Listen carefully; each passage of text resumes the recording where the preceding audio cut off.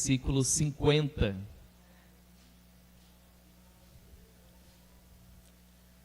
O teu sonho não vai morrer.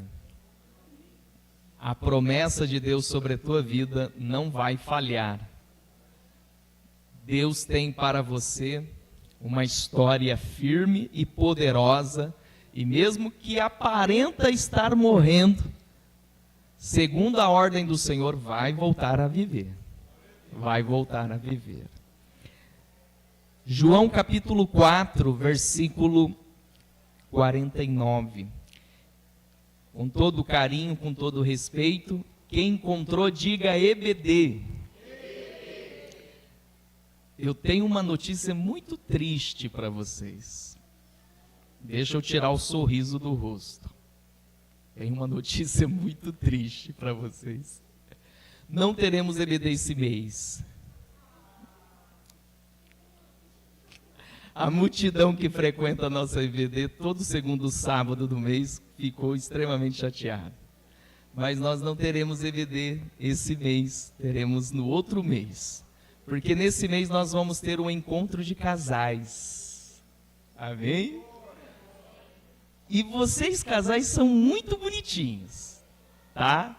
Vocês se acertam entre vocês, vocês conversam entre vocês, e às vezes não participam dos eventos, salvo exceções de alguns que já participaram e outros que têm compromisso.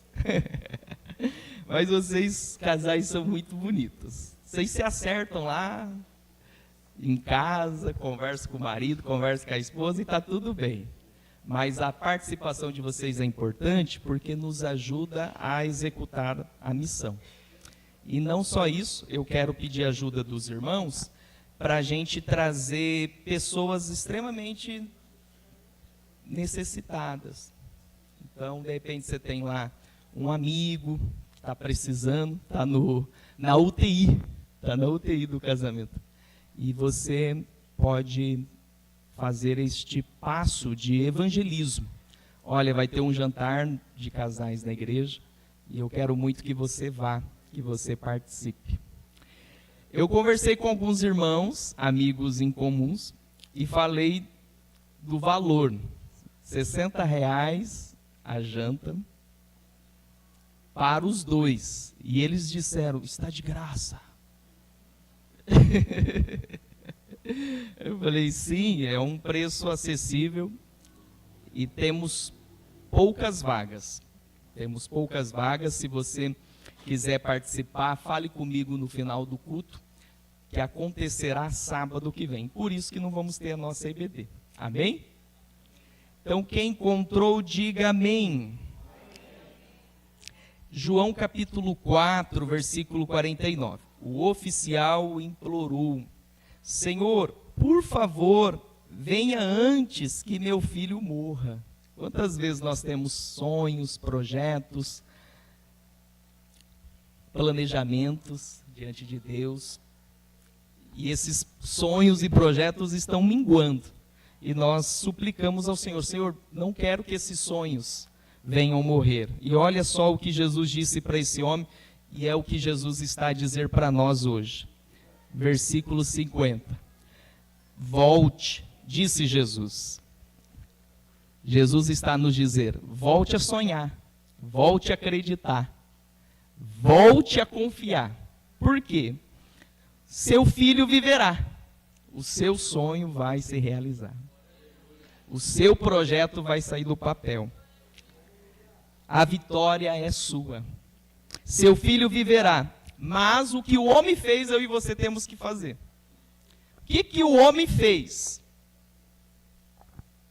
O homem creu nas palavras de Jesus, que eram verdade, e partiu para casa.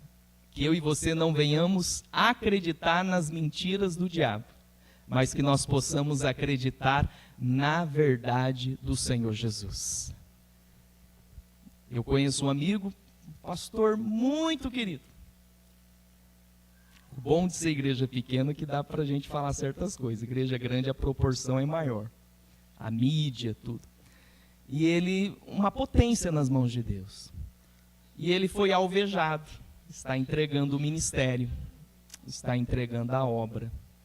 Tudo porque de 200 pessoas, um grupinho saiu a dizer algo sobre a vida conjugal dele, e ele foi alvejado. E ele está a entregar o ministério. A igreja, a denominação já entrou em ação, entrou no conceito. Se deixarmos, vai ser pior, ele vai morrer. E morrer é uma perda. Então temos que retirá-lo para o bem dele. E ele vai ser sacado do ministério. Isso faz parte da nossa vida também. Se nós não vigiarmos, nós podemos cair nas mentiras do diabo, e não podemos fazer isso. Nós temos que nos agarrar nas palavras verdadeiras de Jesus. Fala para o teu irmão, se agarre nas palavras de Jesus.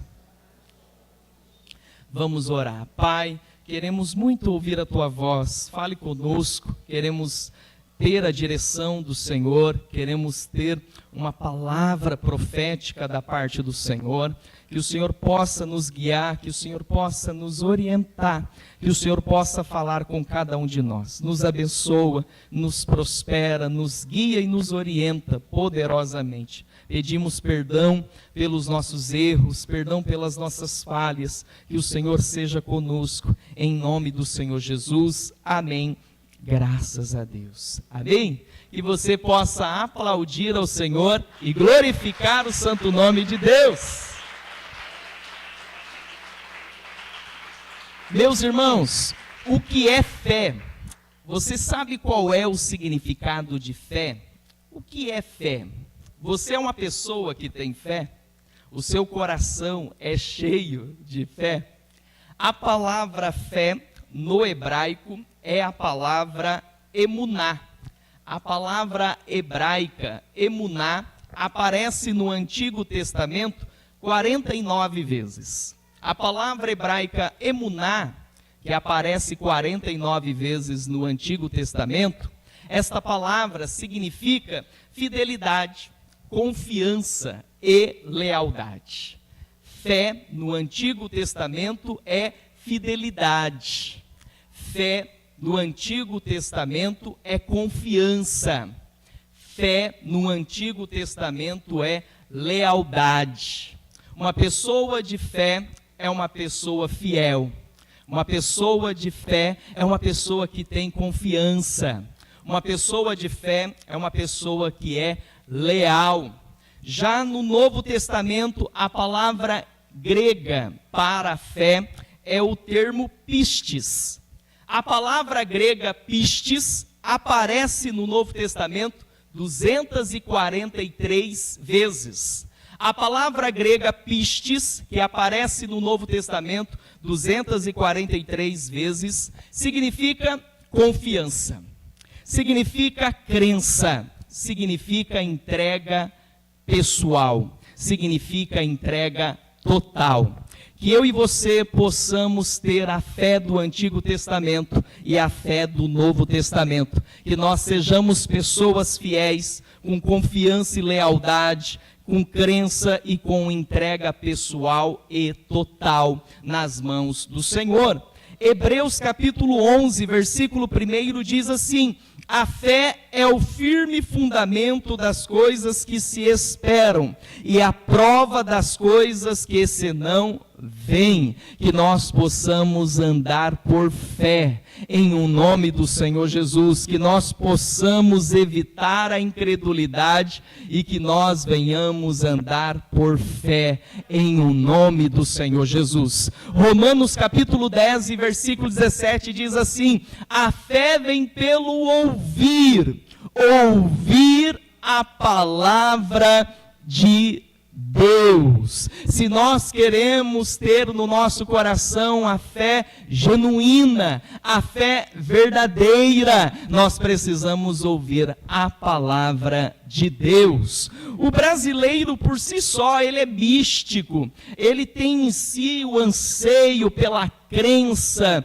pelo misticismo, pela espiritualidade, mas em meio a tantas ações religiosas, que nós venhamos ter a fé verdadeira, e a fé verdadeira está pautada na Bíblia, a fé verdadeira está pautada na palavra de Deus, a fé verdadeira está pautada nas Sagradas Escrituras. João capítulo 11 e versículo 40 diz: se creres, verás a glória de Deus. Que nós possamos iniciar a nossa semana com fé, e que nós possamos testemunhar da glória de Deus. Que você não venha andar com o coração dominado pela incredulidade, pela dúvida, pelo ceticismo, mas que você possa andar com o coração cheio de fé. Agarra-se nas palavras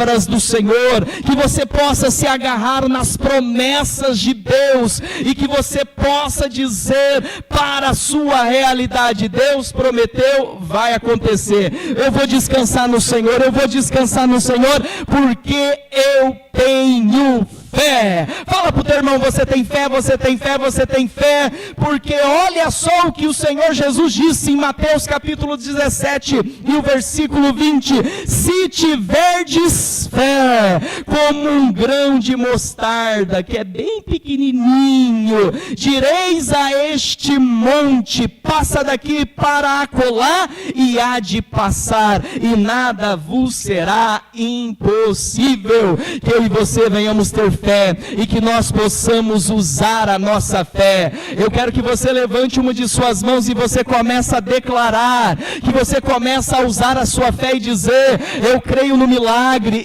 Isso, começa a orar juntamente comigo, que você comece a profetizar e dizer: eu creio na vitória. Vai ser uma semana abençoada, vai ser uma semana em que eu vou resolver os meus problemas, vai ser uma semana que eu vou ver as portas abertas, vai ser uma semana que eu vou ver o mar vermelho se abrir, vai ser uma semana que eu vou ver o milagre acontecer, vai ser uma semana que eu vou ver o quarto homem na fornalha, vai ser uma semana em que os leões não vão me devorar, vai ser uma semana que eu vou ver o milagre. Que você possa usar a tua fé. Tenha fé, tenha fé, tenha fé, tenha fé. Deus está a nos guiar a respeito da fé. Seja um homem de fé, seja uma mulher de fé, em nome do Senhor Jesus.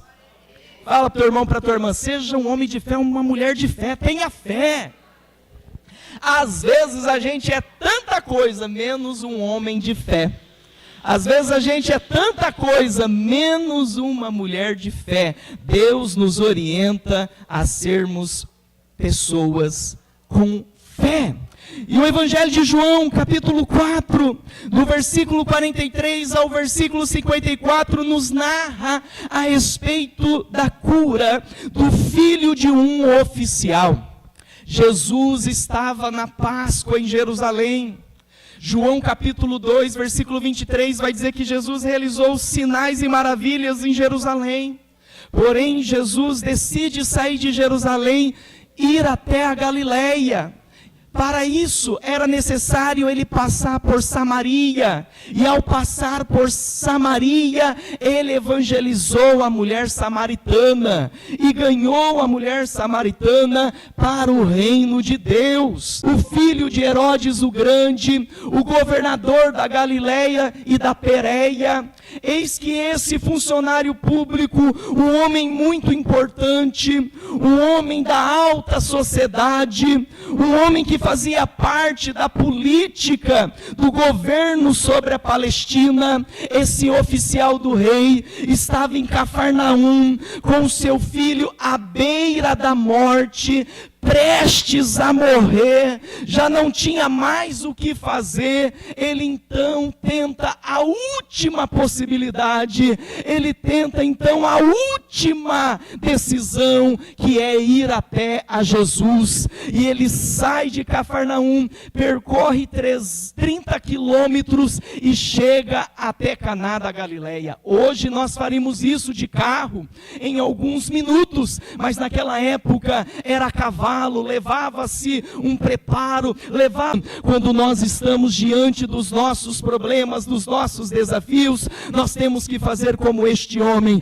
nós temos que correr aos pés de Jesus. E hoje, quando você saiu da sua casa, quando você deixou uma tarde de descanso, se preparou por volta das 5, 4:30 da tarde, já se organizou para estar aqui na casa do Senhor, você tomou a decisão de buscar a Jesus. E eis que esse oficial fez isso. Ele chegou até Jesus e disse: Jesus, o meu filho está prestes a morrer, por favor me acompanhe, venha comigo até Cafarnaum. E Jesus fez uma repreensão. Jesus disse: se vocês verem, aí vocês vão crer. E aí esse oficial insistiu e disse: por favor, meu filho está prestes a morrer, por favor vá comigo. E Jesus então olhou para ele: creia tão somente, o teu filho viverá.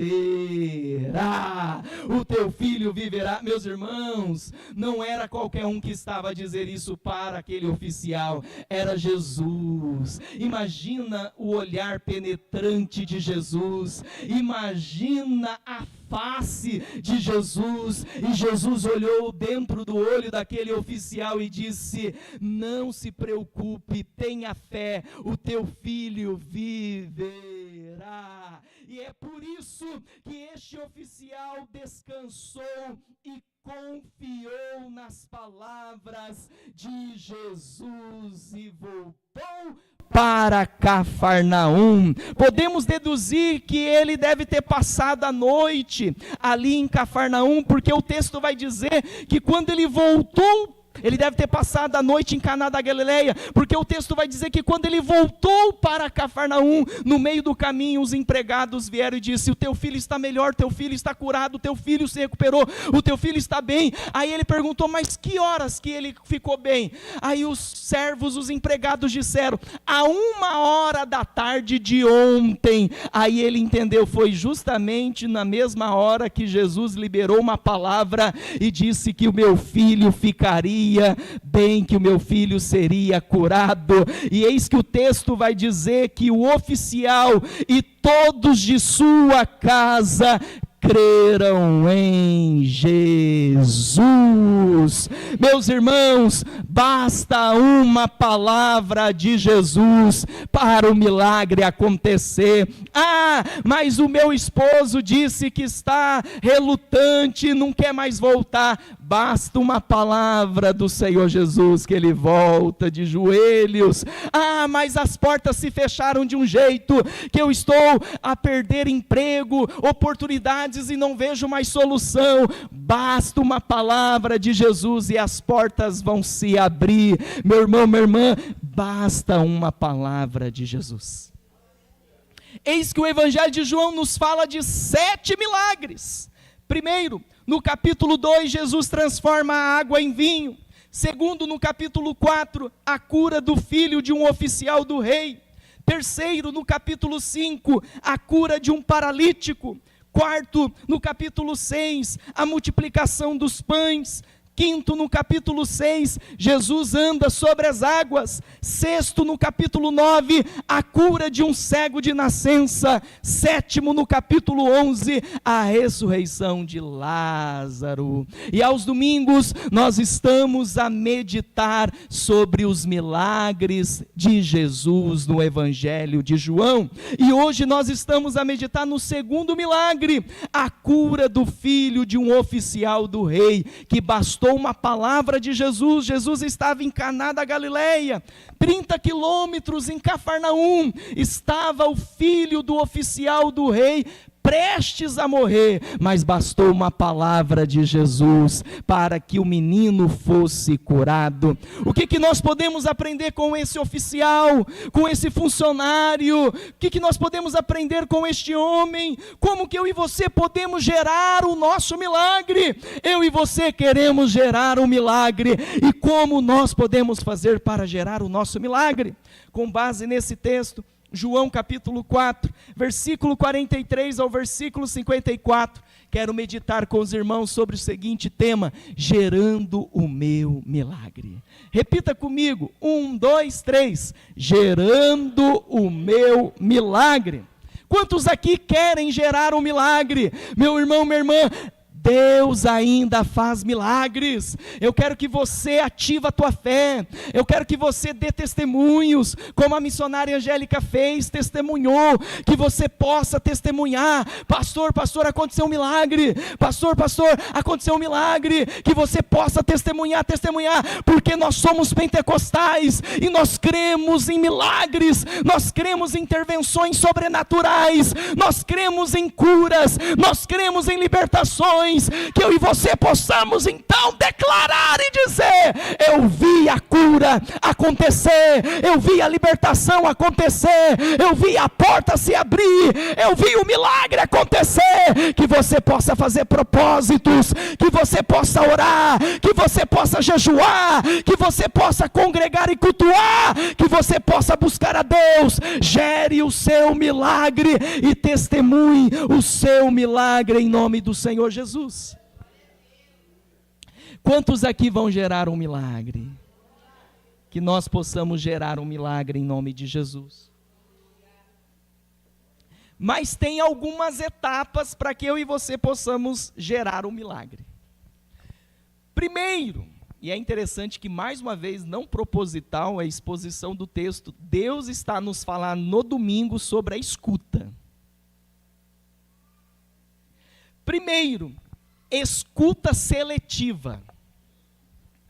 Olha só, João capítulo 4, versículo 44. Ele mesmo tinha dito que um profeta não é honrado em sua própria terra. Mas, uma vez que os galileus haviam estado em Jerusalém para a festa da Páscoa e visto tudo que Jesus fizera, eles o receberam. Enquanto Jesus viajava pela Galileia, chegou a Caná, onde tinha transformado água em vinho. Perto dali, em Cafarnaum, havia um oficial do governo, cujo filho estava muito doente. Quando soube que Jesus viera da Galileia para a Galileia, viera da Judeia para a Galileia, foi até ele e suplicou que fosse a Cafarnaum para curar seu filho, que estava à beira da morte. Meus irmãos, esse oficial do rei, ele ouvia coisas terríveis a respeito de Jesus. Dentro do ambiente político, ele ouvia de Herodes Antipas. Em Cafarnaum, com os demais galileus, ele ouvia palavras terríveis a respeito de Jesus. Mas quando ele ouviu falar que Jesus estava em Caná, ele fez uma escuta seletiva.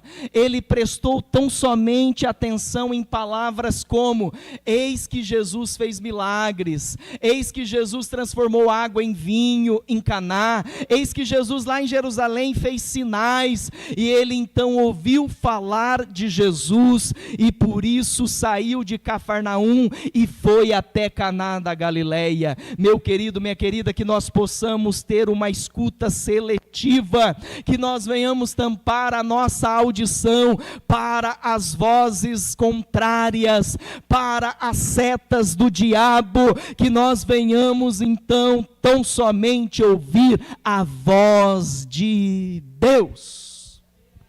Meus irmãos, eu estou a ler um livro de cabeceira do Spurgeon, Lições aos meus alunos, e tem um tópico que ele diz que o obreiro precisa ser cego de um olho e surdo de um ouvido.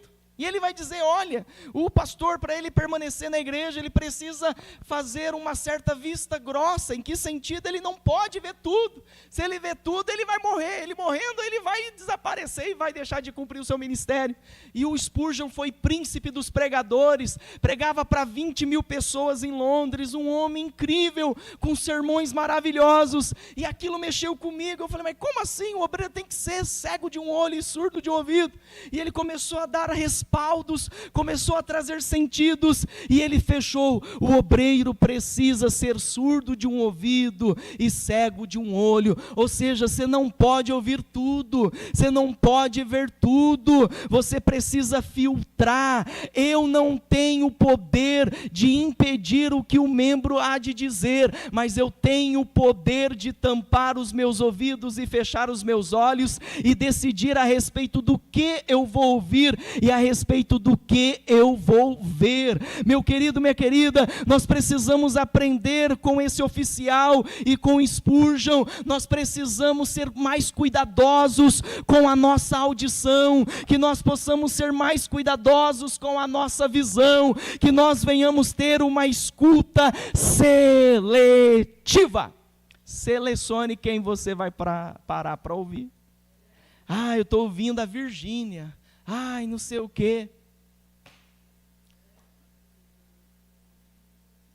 Como que está a Virgínia? Como que é o ex-marido dela, Zé Felipe? Como que está o Zé? Está chorando agora. E aí é engraçado que as coisas chegam até nós, aí você vai ver e vê comentários de crente, de pastoras. Virgínia, fica firme, olha, não sei o quê. Meus irmãos, nós precisamos, é claro que a gente está nesse mundo para evangelizar, de repente essas pastoras estão evangelizando a Virgínia, mas nós precisamos de algum modo selecionar o que nós vamos ouvir, o que nós vamos ver, porque tudo isso nos influencia. Nós não somos seres não influenciáveis, nós somos sim influenciáveis. Nós somos influenciáveis. Por isso que nós precisamos ser inteligentes. Eu me recordo muito bem quando nós ficamos na pandemia, 20 de março, fechamos tudo, ou fecharam tudo, e não tínhamos culto. Ficamos 3 meses sem culto presencial, só pela internet, e aí depois o governo abriu, e é claro, houve uma pressão para que isso acontecesse, e abriu com uma quantidade mínima de frequência. E eu me lembro do primeiro culto que nós tivemos.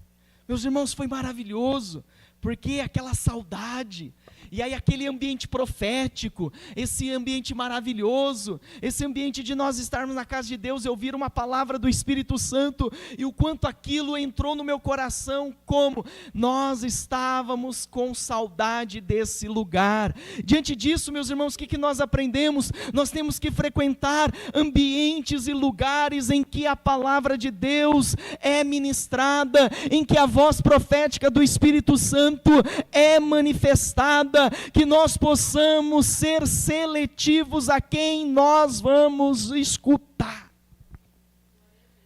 Em quem você tem comprado um conselho? Eu cheguei em tal fulano para pedir um conselho, mas olha a vida do fulano. Como que está a vida dele? Está no 15º casamento e está te orientando como ser marido, como ser esposa. Não dá, não tem como. A conta não fecha. As coisas não fecham. Meus irmãos, que nós possamos ter uma escuta seletiva. Esse oficial com certeza ouvia dentro do ambiente político de Herodes Antipas coisas terríveis a respeito de Jesus. Em Cafarnaum, com os galileus, coisas terríveis a respeito de Jesus. Mas quando ele ouviu, Jesus está ali na Caná da Galileia, ele decidiu ir, porque ele decidiu escutar as coisas boas a respeito de Jesus. Decida olhar para as coisas boas da vida. Decida escutar as coisas boas da vida. Decida escutar a voz do Senhor.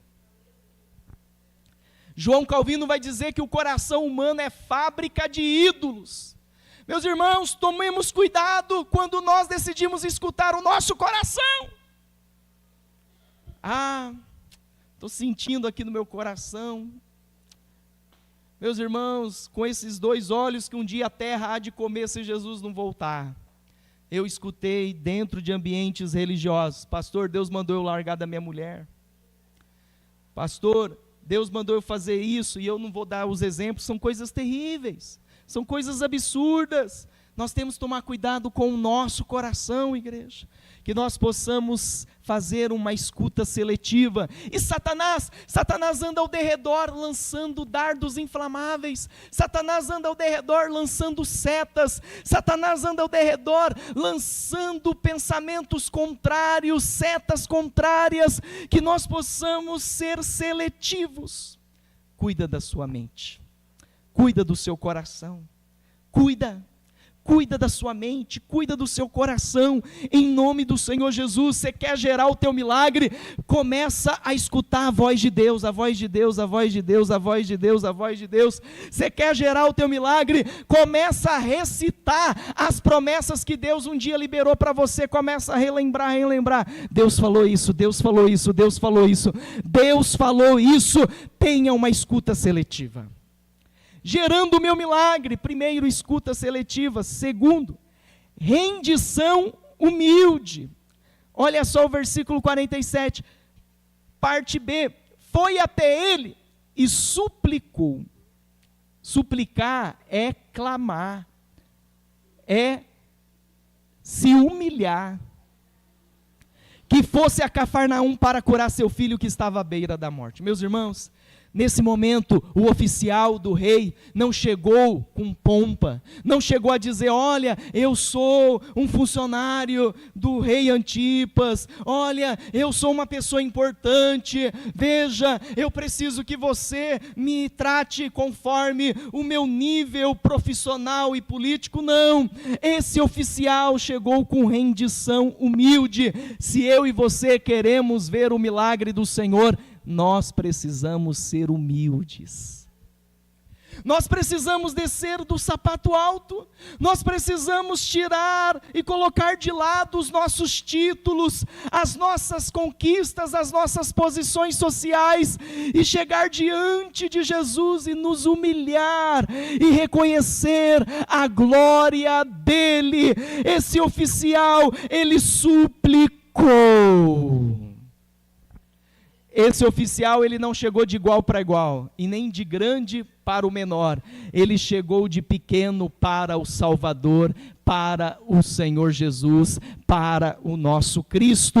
Que eu e você possamos ter rendição humilde. Você é uma pessoa humilde? Como que está o seu coração em relação à humildade? Meus irmãos, a humildade é algo visível. A soberba também é algo visível. A soberba é como o mau hálito. A pessoa não reconhece que tem, mas quando abre a boca, aí você fala: meu Deus, mas essa pessoa se acha demais. Essa pessoa pensa que tem um rei na barriga. Essa pessoa pensa que é melhor do que os demais. Meus irmãos, nós não somos melhor do que ninguém. De todos vocês que estão aqui, sem mentira, sem aumentar ou diminuir, eu sou o pior de todos vocês. Eu sou o menor de todos vocês. De todos que estão aqui, eu sou o mais pequenininho dos irmãos. E eu não falo com modéstia à parte, eu falo com toda a sinceridade do meu coração. Meus irmãos, nós não somos ninguém, meus irmãos. Quem nós somos? Uma dor de barriga nos derruba, meus irmãos. Uma virose nos derruba, meus irmãos. Os mais velhos vão saber que lá atrás morria com virose. Hoje tem tratamento. Uma gripe derruba o peão. Uma dengue derruba o peão. A dengue para mim foi pior do que o Covid. Meus irmãos, nós não somos ninguém. Que nós possamos nos render com humildade diante de Deus, e que nós possamos ser humildes uns aos outros. Amém? Amém? Que nós possamos ser humildes uns aos outros. E às vezes a minha humildade, e quem é humilde não pode dizer que é humilde, há um problema nisso. Mas às vezes a minha simplicidade é tratada como bobo. E o pastor não é bobo. Fala para o teu irmão: o pastor não é bobo não, hein? Ai, ai. Meus irmãos, ninguém é bobo. Ninguém é bobo. Todos nós somos conscientes e que nós possamos ser simples, que nós possamos ser humildes, que nós possamos reconhecer a nossa vulnerabilidade e que nós possamos reconhecer o quanto é importante para cada um de nós. Você é importante para mim, amém? Você é importante para mim, você é importante para nós. Gerando o meu milagre, primeiro, escuta seletiva. Segundo, rendição humilde. Terceiro, se firma na palavra de Deus. Olha só o versículo 50. Volte, disse Jesus, seu filho viverá. O homem creu na palavra do homem? Não, o homem creu nas palavras de Jesus. O homem creu nas mentiras do diabo? Não, o homem creu nas palavras de Jesus e partiu para casa. Meu irmão, minha irmã, tenha essa experiência em 2025, de você se firmar na palavra de Deus. Basta uma palavra e o milagre acontecerá. Às vezes eu me pego conversando com o chat GPT. E eu falei com a minha esposa, falei, amor, será que Deus não está usando esse chat GPT para falar comigo? Não, que negócio estranho. E ele vai falando, olha, Deus abriu essa porta, Anderson. Deus está contigo nesse mistério. E aí relembrando tudo que Deus já vem falando, vem confirmando, vem direcionando através das pregações. Meus irmãos, nós temos que relembrar as palavras que o Senhor já liberou para nós e nos firmar na palavra de Deus. Ei, você está firme nas palavras de Deus ou você está firme nos problemas emocionais?